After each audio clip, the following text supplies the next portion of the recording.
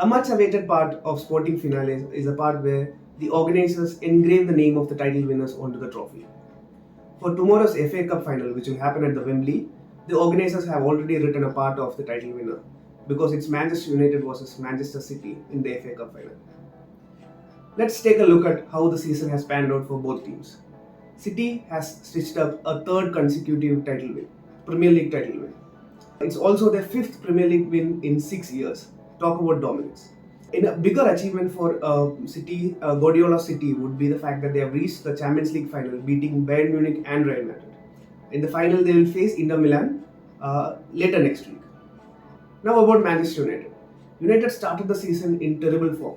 They lost 2 games consecutively, heavy defeats to start the season with, but they have bounced back over time. They have secured third position in the league, which means they are qualified for the Champions League, and they have also won the League Cup, which is their first trophy of any kind in nearly 6 years. So let's go back to the importance of FA Cup. FA Cup is the oldest club tournament in the world. It has been in existence for more than 150 years. That itself proves the worth of the FA Cup. But there is more to this. There is more history, there is more context. City is on the verge of winning era-defining treble. They are, as I have already mentioned, they have the Premier League, they are on the verge of winning the Champions League, and if they manage to win the next 2 games, that is the FA Cup final and the Champions League final, they will become the second only English team to win a treble, that is league title, the FA Cup title as well as the Champions League. And the previous team to do so is United when they did it in 1999. So United would love to disrupt City's chance of winning a treble.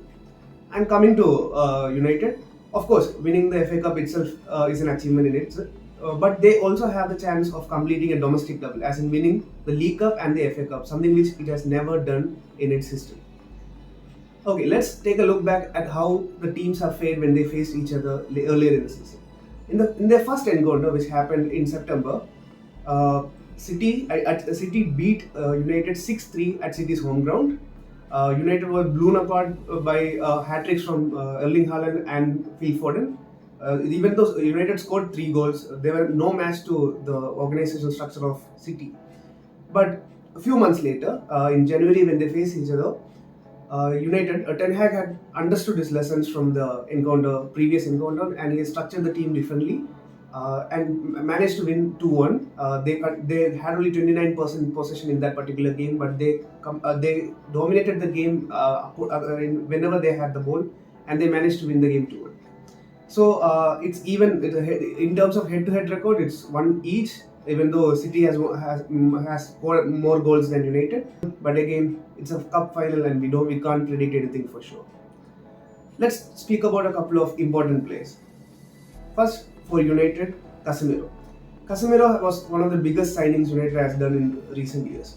He was the player which United was missing since Paul Scholes, United's legendary midfielder Paul Scholes left the club. With Casemiro, there is actually a link between defense and midfield right now. He holds a team together from the midfield, and to make it better, he has been scoring some very, very important goals. Case in point, the goal he scored against Newcastle in the League Cup final. So Casemiro will have a huge role to play against City's attackers, not just City's attackers, but also up in City's box where he could potentially be a goal threat. For City, a lot has been talked about Erling Haaland. The ferocious Norwegian striker who has scored goals for fun, broke Premier League records, multiple Premier League records for goal scoring. But people tend to, because of Haaland's predominance, people tend to forget the impact of Kevin De Bruyne, their midfield maestro, the one who controls the game, one who sets up goals for his teammates. I have a few numbers with me. KDB, as you can call him, KDB has 10 goals and 29 assists in this season alone. 29 assists in a season. Where City is on the verge of winning a treble. As a midfielder, as a creative midfielder, I don't think you could get any better than this. And the link up play between KDB and Haaland is a treat to watch. So United will have to be very wary of not just Haaland but also KDB, in addition to City's other offensive players. So all in all, it will be a great watch. It will be 2 teams with differing strategies, ideologies and way of playing. But definitely, we know for sure that the trophy will go back to Manchester.